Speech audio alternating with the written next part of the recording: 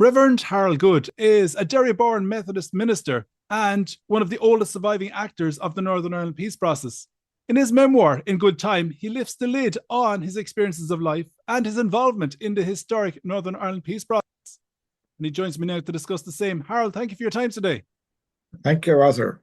Harold, first of all, I want to get an understanding of who you are in terms of your background, your upbringing, your life, I suppose, in Ireland, your early life in Ireland. Tell us, give us an understanding. You got to witness a lot throughout your career, throughout your life. Tell us about your early days in terms of growing up, in terms of becoming a minister in the Methodist Church, in terms of your involvement in the same, because that's, of course, key to your whole involvement in your life and how it shaped and molded your life in your experiences, particularly in the peace process. Tell us, how did this all start for you?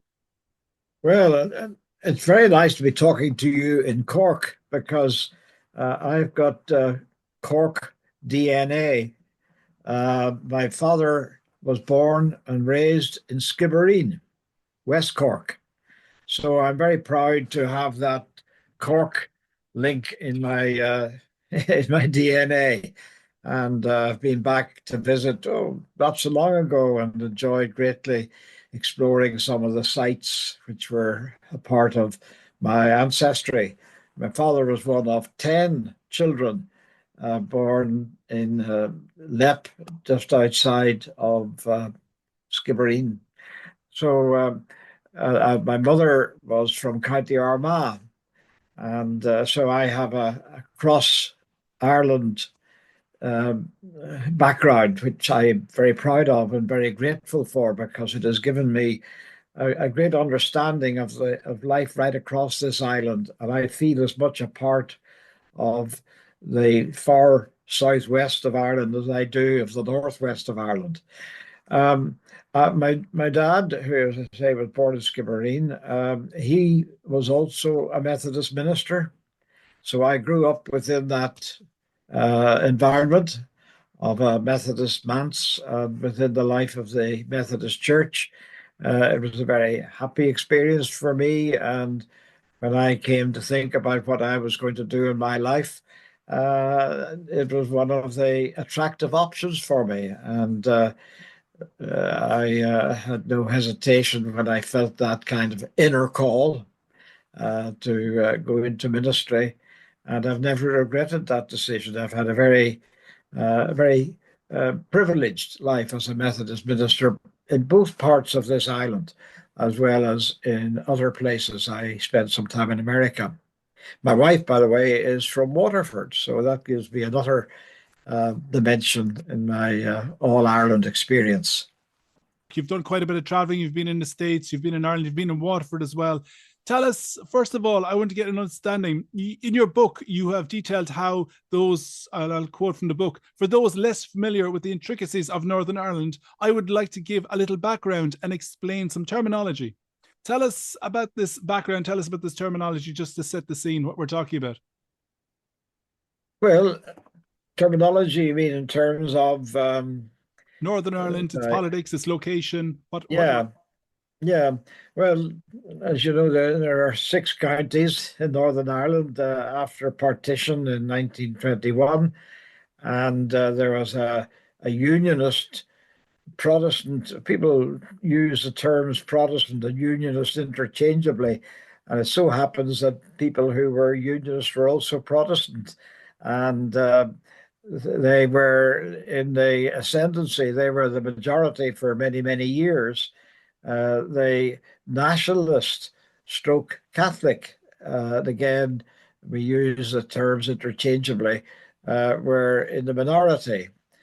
And over the years, the nationalist community, and I think not without reason, felt that they were being discriminated against in all sorts of ways. And as the gap between, in terms of the demographics, the gap between the Catholic nationalist population and the Unionist Protestant gap, as that gap narrowed, Unionists became more uneasy, and nationalists became a lot more confident.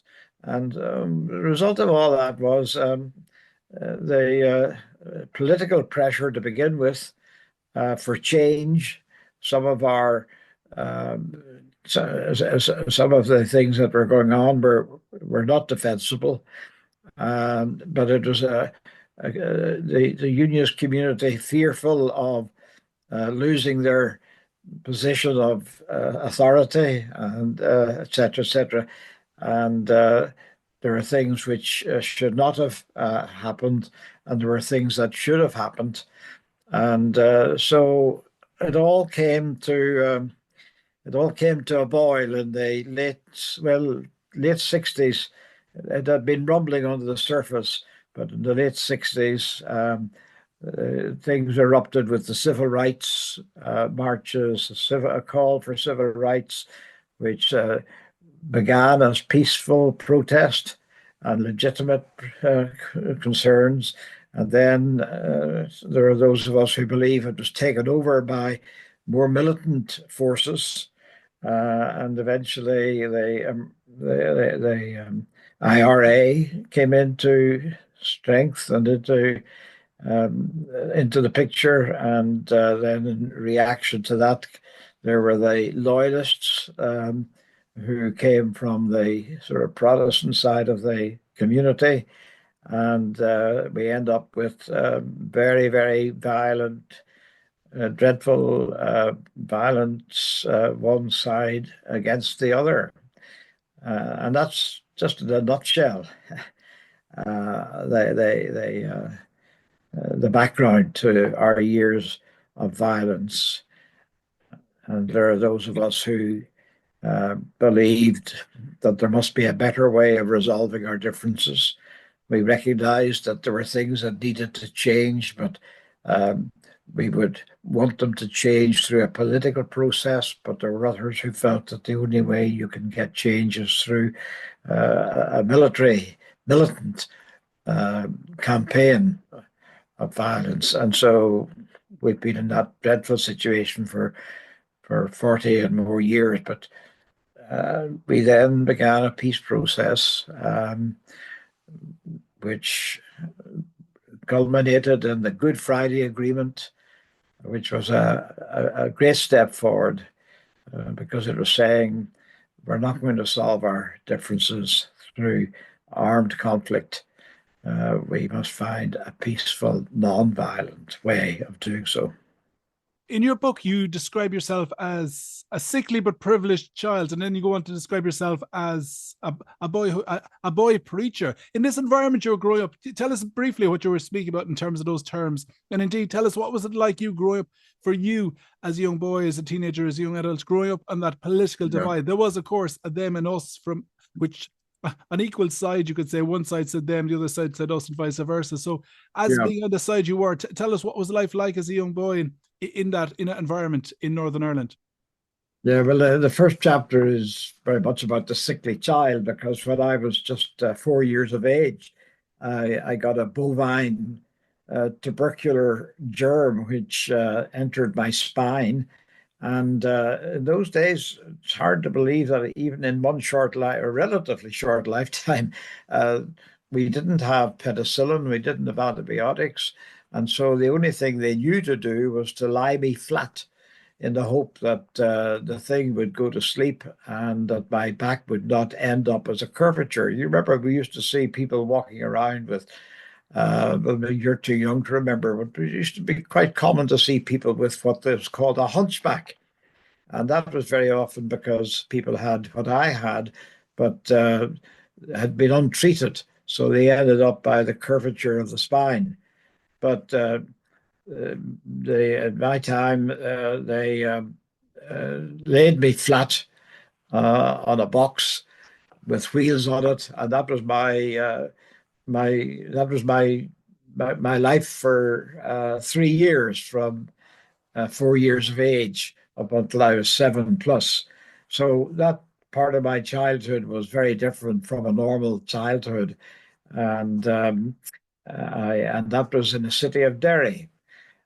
But then I recovered and I went to school, and I then picked up, and life became much more normal. And then I was accepted as a candidate for the ministry I spent 3 years as what they call a probationer, which was really testing out my call as a for ministry. And I worked within a church setting in, first of all, near Newry, a village called Bestbrook, and then I went to the Dublin Central Mission, where I spent a year, another learning year, as part of my training for ministry. So that's where the boy preacher came in. That I was, a trainee minister at a very young age.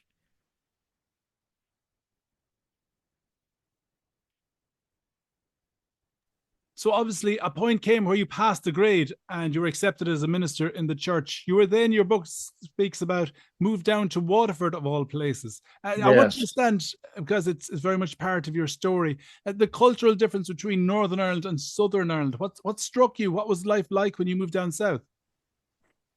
Well, I was very familiar. I was ordained in 1962, and my first appointment after ordination was to Waterford, to the Methodist community in Waterford. Um, I was very familiar with the south of Ireland because my father, having come from West Cork, I had uncles and aunts and cousins, and we used to spend all our holidays down in the southern part of Ireland. And so I was very familiar, very much at home, and I would have been less conscious maybe than some of my friends who'd never been out of Northern Ireland. I mean, there were people who never ever crossed that border, but for me it was quite familiar ground. But obviously there were differences. The Protestant community was very much in the minority, and the Methodist community within that Protestant community was a minority within a minority. So we were very much aware of that. But there was a history which people used to talk about, the history of what had happened during the Civil War in Ireland and the War of Independence. And obviously that impacted on people, and there was that consciousness of history, which I was aware of, having spent a lot of my time as a young person in the Republic of Ireland. But so uh, the biggest difference would have been for me as a minister to be part of a minority within a minority. But I never sensed anything other than welcome or acceptance, and I never sensed any thing. But within within our family history, there would have been stories of how the troubled times in the Republic of Ireland did impact upon our families one way or the other. My wife's family in Waterford, they were in business in Waterford. Some people would be from that area, if they're listening in, they will have known of Codes, the shoe shops in Waterford. And during the time of the Civil War in Ireland, um, my wife's grandfather was asked to sign the anti-treaty protest, and he said, I'm not involved in politics. I'm just a businessman." And there was a boycott on his shop because they said, "Until you sign this, nobody will do business with you. Nobody will cross the threshold of your shop." And that was true for quite some time. Um, and then there was another night when they burnt the hay barns of his home. Now, it wasn't because they were Protestants. It was because they would not sign the anti-treaty pledges and petitions. And so part of the history of Ireland did impact on our life in the wider family. You mentioned there about some people in Northern Ireland perhaps never leaving, crossing the border and stepping outside of Northern Ireland, but you yourself, you moved to Waterford. You obviously moved as well, as your book describes, to America. And this would have given you quite a bit of cultural understanding, political understanding in terms of the way things work, your experiences of life. And no doubt this aided towards what your involvement, of course, in the peace process, no doubt later on. Tell us, I want to understand your experiences of your cultural understanding. You mentioned just about moving your Waterford, and indeed when you went to the States, various places like Ohio. Speak to us about your experience there. I want to just get an understanding of what you saw and experienced when you moved to America in terms of the cultural difference. We're talking now 30, 40 years ago. So tell us the what your eyes were open to when you saw a different culture in the States, and indeed when you came back from the States, came back to Ireland. What did you notice about the Irish culture once again? Yeah, we were actually talking about 60 years ago when I went to the States. Okay, sorry. And how I know that is because my wife, who's from Waterford, Clodagh, we went just after we were married, and we've just celebrated our 60th wedding anniversary, so that dates it for me. And well, we went to America in the mid 60s, and that was at a time when America was in turmoil again in a different way, but it was in turmoil then. The whole civil rights movement, Martin Luther King, the marches in Selma, and riots, and all of that was happening. And John F. Kennedy had been assassinated, and the whole country was very restless politically. And I think that's when I began to get a political education. Um, I had never really thought much about politics in Ireland. I knew some people were much more exercised about what was happening and what wasn't happening here in Ireland, but I uh, I didn't take much interest in that. But when I went to America and discovered the deep divisions within American society, even within churches, um, the racism that I sensed. And I suddenly realized, that's very like I heard people speak in a way that I'd heard people speak in Northern Ireland, sectarian comments. And I realized that racism and sectarianism are two sides of the same coin. And I had to go to America in a sense to become more conscious of the divisions within my own country as I observed the divisions within society in America.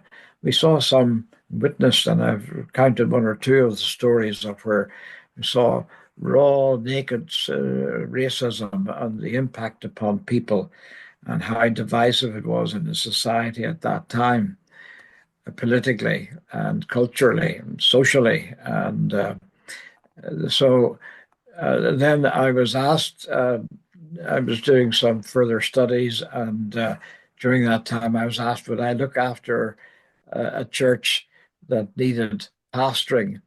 The pastor had left, and they needed somebody to cover for a period of time until an appointment was made. And it was a black church, black congregation, downtown Indianapolis. And I was there when Martin Luther King was assassinated. And the impact, I mean, I had to be there to be living within it and amongst those people to understand the impact that that had upon the people, particularly the black people, black community within America. It was not only the death of an individual to whom they looked, but it was the death of their hopes and their dreams and their aspirations. That is how they saw it. And I ministered to them through that period of time.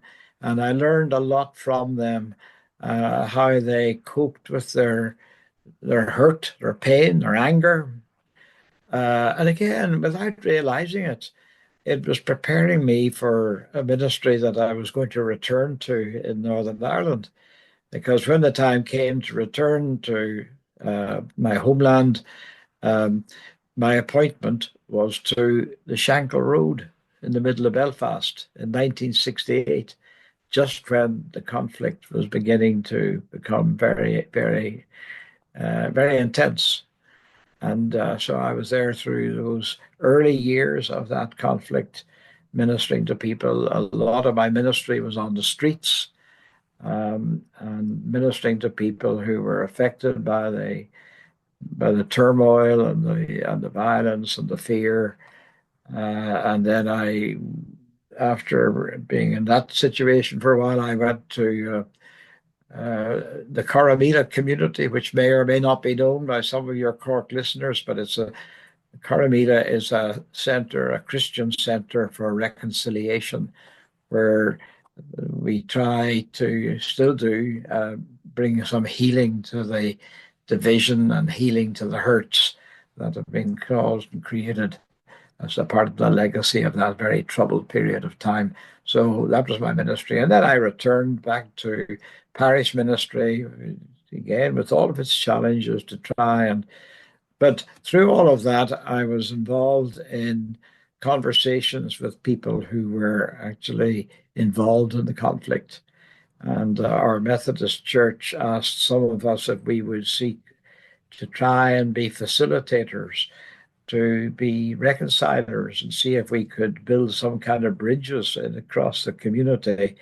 And that brought me into a whole new uh, form of, I would call it ministry, trying to exercise a ministry of reconciliation.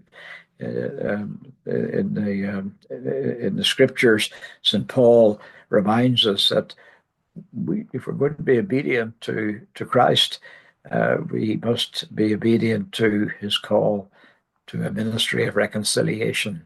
And so that was where I came in and became involved, very, very much involved physically and in every other way.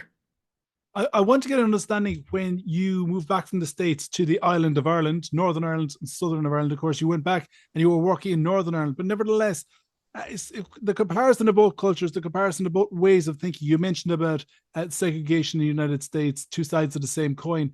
What was it like? What struck you when you came home? Was there much of a difference in terms of culture? What was it you realized about your own culture that was, you'd say, as very much part of the political divide and very much part of the troubles in terms of people's thinking, in terms of people's approach to the problem at hand? Was there something that struck you in particular about that made you sit back and say, oh, hold on a sec, the situation is not going to be resolved until we solve X, Y, and Z? Perhaps X, Y, and Z that you hadn't noticed before you left and experienced a different culture. Exactly. I think I had changed because had experienced. Say you need to step out of your own environment before you can really understand it and look at it from a distance. And that was my experience.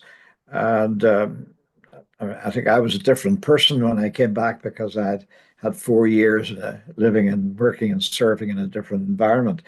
So I was able to look at things quite differently when I came back, more openly and more objectively. Um, and I remember before I left America, again, mid 60s, I can remember hearing Joan Baez sing We Shall Overcome. And I arrived back in Northern Ireland, and who do I hear singing? Joan Baez, We Shall Overcome, as she sang on the streets of Derry, as it so happened. Um, so I came back to a different place because during those 4 years that I had been away, the conflict here, the differences had come to the surface and began to be much more not only noticeable, but people are becoming much more aggressive towards each other and much more aggressive about their political positions. And we had, of course, the emergence of Ian Paisley, who was the champion of the unionist Protestant side of the community, and he articulated the fears and the feelings and the anger of people from that part of the community, while there were others from the Nationalist Republican community doing the same thing in a different way. You mentioned the term earlier on about a minority within a minority. There's a section in your book. It speaks about Methodists. Methodists, okay, the Methodist Church was founded, of course, from John Wesley, the English evangelist and preacher. It was a method of sharing the gospel. There's a particular chapter in your book, I'll put on my glasses, a people called Methodists, who and what we seek to be. Tell us about your inclusion of this chapter. Tell us about the point being made in this. Yeah, well, it's interesting that it wasn't my suggestion that I put that chapter in because I didn't want people to think I was kind of trying, blowing a Methodist trumpet. But my co-author, Martin O'Brien, who is a Roman Catholic, a very devout Catholic, he became very interested and intrigued in where I was coming from. And he began to ask me a lot more about Methodism and about our origins and our roots and what is it that makes us a little bit different, perhaps, than other traditions, even within the Protestant community. And that is where I began to try and spell out something of where we came from. And in our origins, John Wesley was a man who stepped outside of the establishment and, in fact, was almost disowned by the establishment because he was doing something quite different, which was to reach out and be much more inclusive. His ministry was to the people who had been excluded by the political and by the church establishment of the day. And so that was the origin of Methodism. It was reaching out to people who had been on the margins and bringing them in. And that is part of our tradition. And I like to think that, the mantra which we were brought up with was that Methodists were to be the friends of all and the enemies of none. And I suppose because we were a minority within a minority, we have a particular understanding of other people who feel that they are on the edges and on the margins. And I think that has given us a particular understanding and insight and perhaps acceptance by people within our own divided community. Okay, the Good Friday Peace Agreement, it was signed in 1998, but for quite a while before that and quite a while after, the big word was decommissioning. It was getting rid of the arms, the bombs, the bullets, all the weaponry and everything else. It was a very thorny issue for both sides because each side, of course, was making itself vulnerable by doing so. You were one of the few people chosen to witness the beginning of this part of this whole process of decommissioning the arms dumps, get rid of the arms dumps. You mentioned in your book that you can't reveal the full details of what you witnessed in those times. But first of all, tell us why you? Why were you the one of the few people chosen to be witness to all this? And indeed, tell us what you can of this in terms of you're being chosen, how it worked out. Well, the Good Friday Agreement was a wonderful document. It was a wonderful step forward, but it was but a beginning of the new journey that we had to take. And there were a number of things that were within that agreement that had to be fulfilled before we could really move forward into a shared jurisdiction. And one of the key ones was decommissioning of weapons. Unionists, I think, quite understandably, and I think they were quite right to say the demand that the IRA would decommission its weapons after these years of bloody conflict. And they said, the way they put it was, we can't sit at a table with people who have guns under the table. And I can understand that. And I absolutely.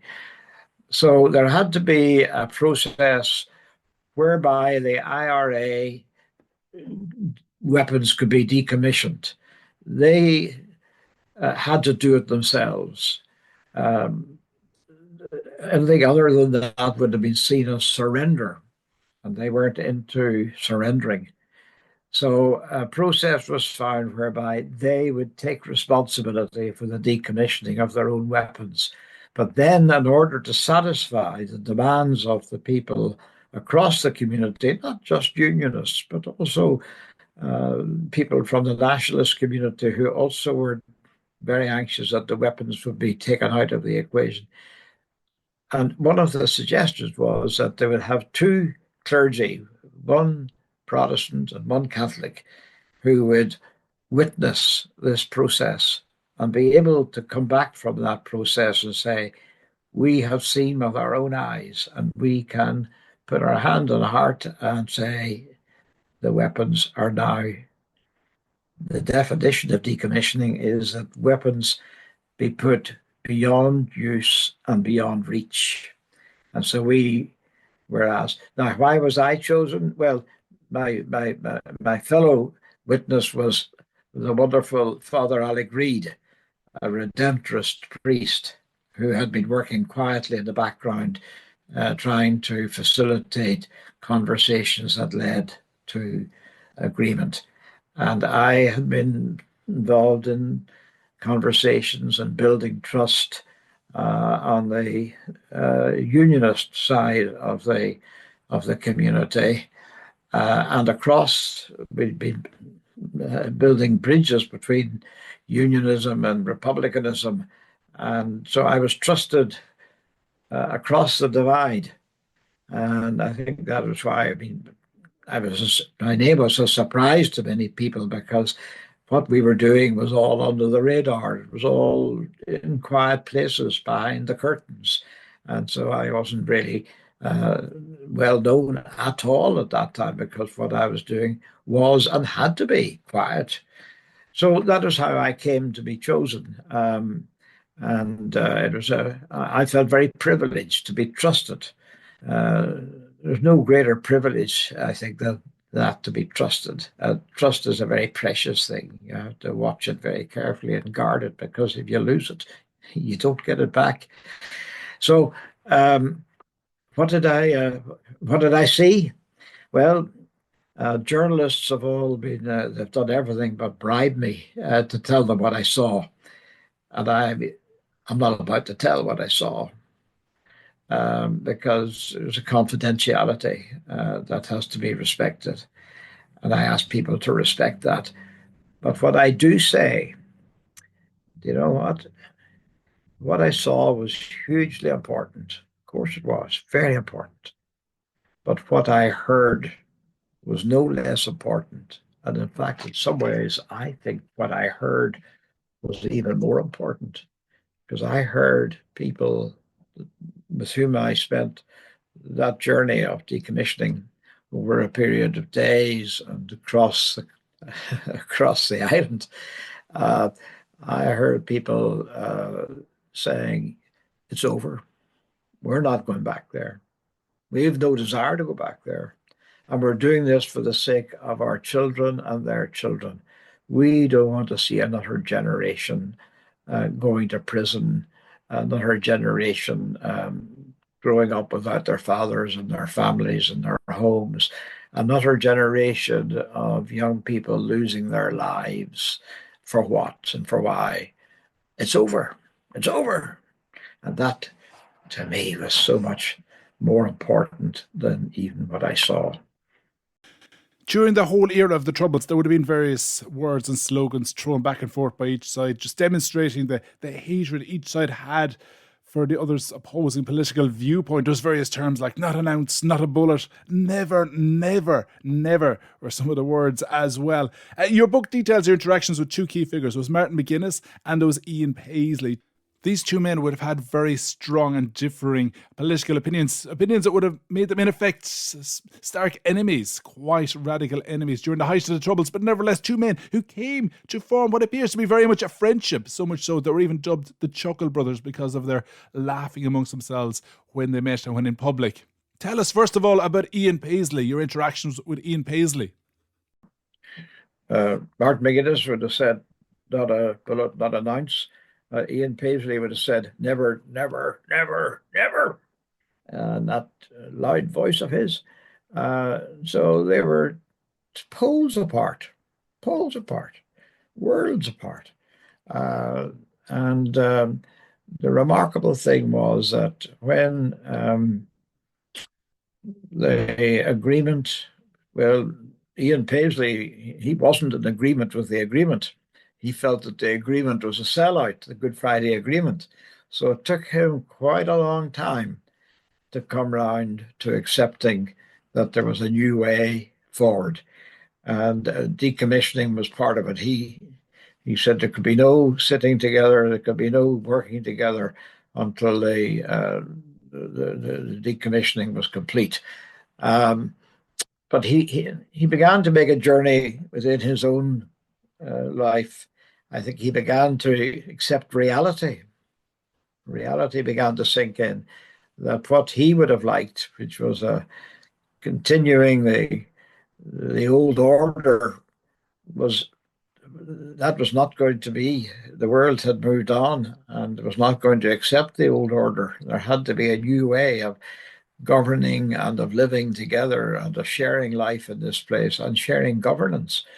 Martin McGuinness, on the other hand, who had started out being, I think, very committed to the armed struggle, he came to a place where he realized the armed struggle was not going to achieve what Republicans had set out to achieve, which was the uniting of this island and the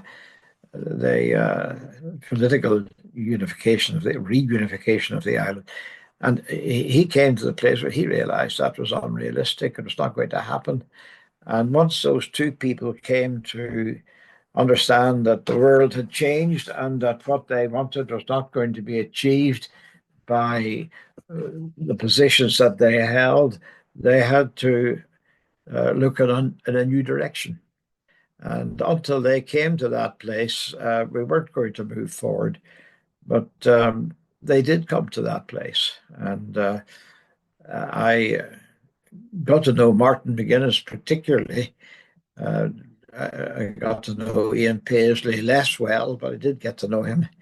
And I again, I helped people to meet each other.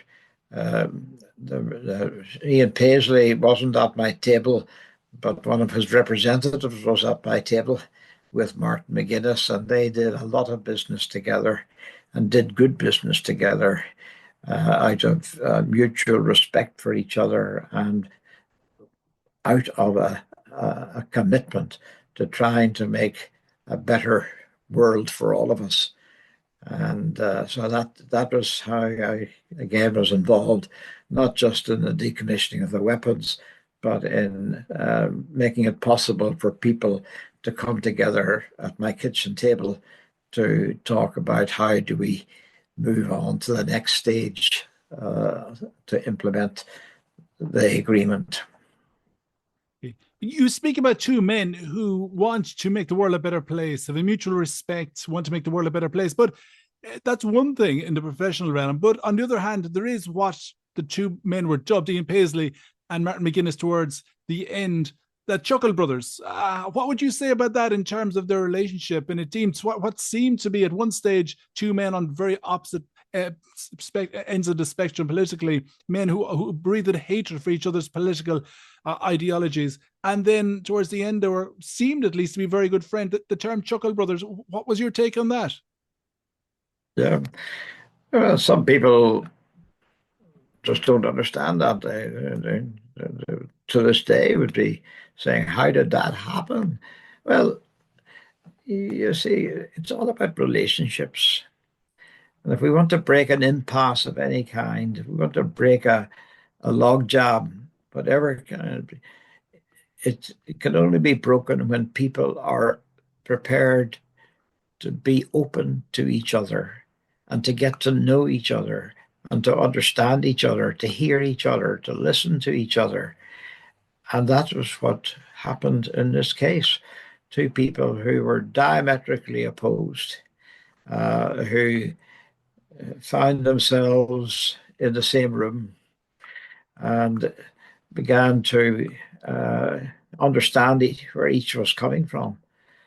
And that was where they came into a new relationship with each other, and they respected, they didn't spend their time. I remember Ian Paisley telling me of the first morning when he and Martin McGuinness came into the office at Stormont after the assembly had been set up again.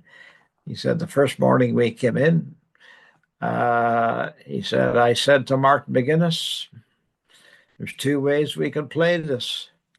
We can spend all day and every day arguing about the things on which we are disagreed. And he said, that'll keep us very busy. Or we can identify the things that we need to put first and foremost, the things on which we are agreed. And he said, that'll keep us busy. And that's why people have put us here. People have put us here not to argue about our differences, but to see where we can agree and build on that agreement. And that's the way they went. They went forward from that. That was, and I remember he told me, he said, one morning, Martin McGuinness came in and he said, I said to him, Deputy, we're going to have a very hard day's work ahead of us because there's a lot of big issues, a lot of difficult things. He said, it'll take us a lot of prayer to get through this. And Martin McGuinness said to him, well, let's pray about it. And the two of them did. And the idea that Martin McGuinness and Ian Paisley would hold a prayer meeting, the two of them, in the offices in Stormont was quite that, if you told people beforehand that was going to happen, they'd have said, come on. Yeah. But it did happen, and there was that respect from each of them. When people meet people as people, that's when we begin to make new journeys.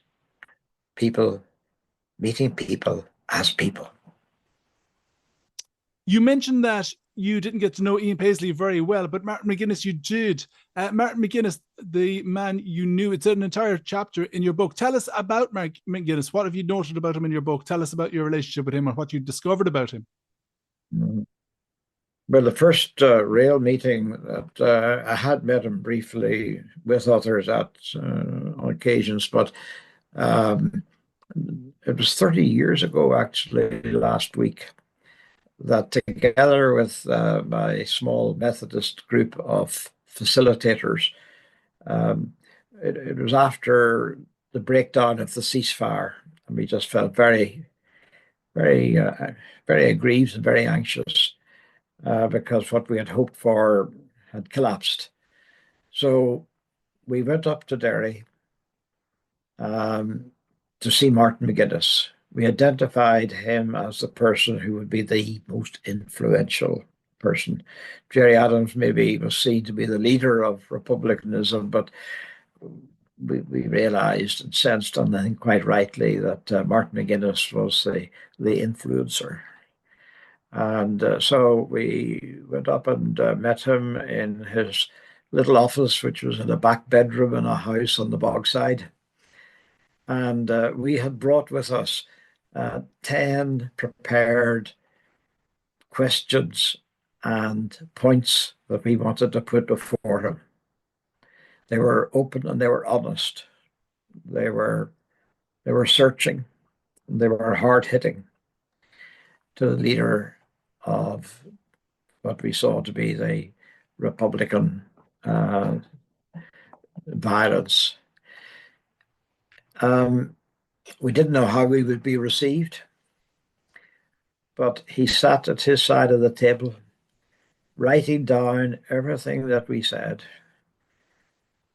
and responding very thoughtfully and openly and honestly, so that conversation became the basis of a new relationship. He assured us that he had heard us and he took very seriously what we were saying. And we left believing that he was absolutely genuine in that. You know people when you've been in ministry for many years, or when you're working with people in any profession or vocation, you know when people are real and when people are not. And we came away knowing that he was real in that conversation. And that was the beginning of a journey, and then because he was such a very warm person, very personable, very sensitive. We just became very, very, very warm friends, trusting friends. He would uh, talk with me openly and honestly, and I with him. And we, I was greatly grieved when we heard about his very serious and ultimately terminal illness. And I remember my last conversation with him. It was very moving for me, and I think for him. And we knelt together with his loved one, and we prayed together, and we said our farewells. People being people with people. Okay. Very good point. Human beings are human beings at the end of the day. Your book goes into quite a number of aspects, quite a number of overtures, you could say. At one stage, as a chapter speaks about ETA and FARC. Of course, in Northern Mm. Ireland, we had the IRA, we had UDA, loyalist groups, nationalist groups, and so forth. But why were you speaking about ETA and FARC, the Spanish group and the South American group, in your book? Well, after the decommissioning of the IRA, Father Alec and I were invited to the Basque Country, and we were asked to come out, and they wanted to give us some recognition and an award. And I wondered why were they inviting us out to the Basque Country. I didn't know much about the Basque Country or its conflict at that time, but they invited us out, and I realized when we got there, huge, huge media attention to these two people coming. And I realized then it was because they had watched our decommissioning process with great interest. And they then, Linda Carey, who was the president of the Basque Country, was anxious to introduce us into the Basque story so that we could maybe share something of our story and our journey, which might help them to realize the significance of decommissioning and help them on that journey towards peace. And it was a huge, huge, huge, huge privilege and honor to be trusted again by people within the Basque story. I mean, ETA was the IRA, if you like, of the Basque Country, and to be trusted by them as we were by the IRA.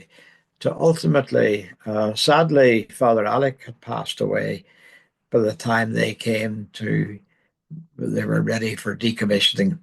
Uh, so Cardinal Zuppi and I were invited to be the witnesses to whom ETA handed over the inventories and the locations of their weapons to the security forces. And that was a very, very important moment in the history of the Basque conflict. It was the conclusion of their conflict. And so what we had learned here and what we had experienced here, we were able to share with the folks in the Basque Country. And then I was asked to meet up with the leader and the senior members of FARC, where they were living in exile in Cuba. And we met with Mr. Timochenko and his senior leadership of FARC in that dreadful conflict in Colombia.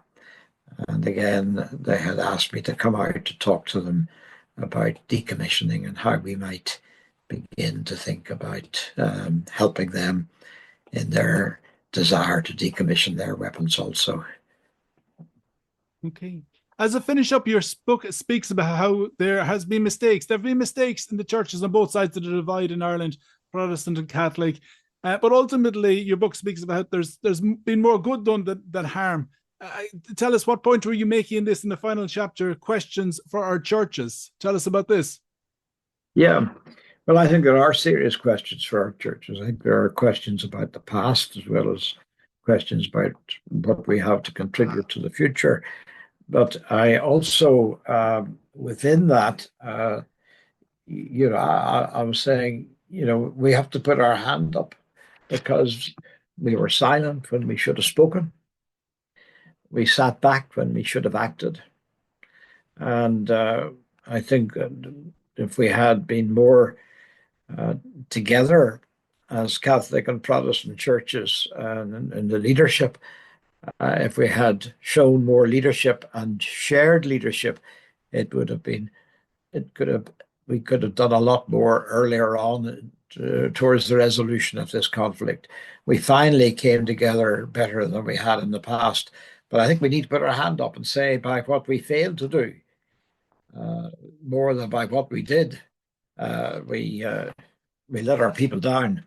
But the question now is, and I also, by the way, as well as being critical of our churches and the leadership, I also wanted to make sure that I recognized and identified the positive.